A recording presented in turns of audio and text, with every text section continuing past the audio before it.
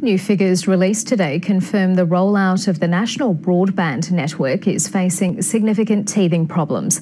Complaints to the telecommunications industry ombudsman have nearly doubled, but as Amy Bainbridge reports, NBN Co insists the vast majority of its customers are happy.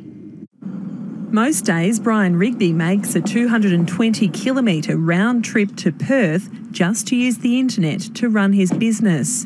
If it's something critical that needs to be attended to straight away, I can't rely on the NBN to actually do the work. Mr Rigby is a network engineer and says communicating with his customers is now a lot harder since his home has been hooked up to the NBN. During busy times, you really can't do anything. It's worse than a slow ADSL. Almost 13,500 people complained to the Ombudsman about the NBN in the past year.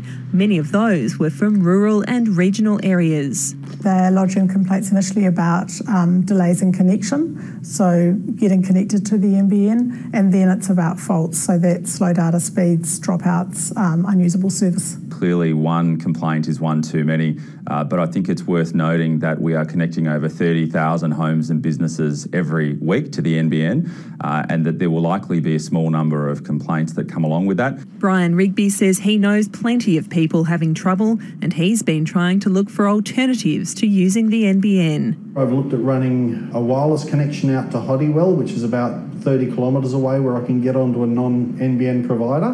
While the NBN is a significant issue for the Ombudsman, general complaints about internet services also rose to the highest level in 5 years.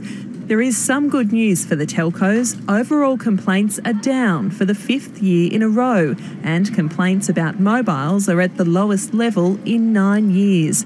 Amy Bainbridge, ABC News.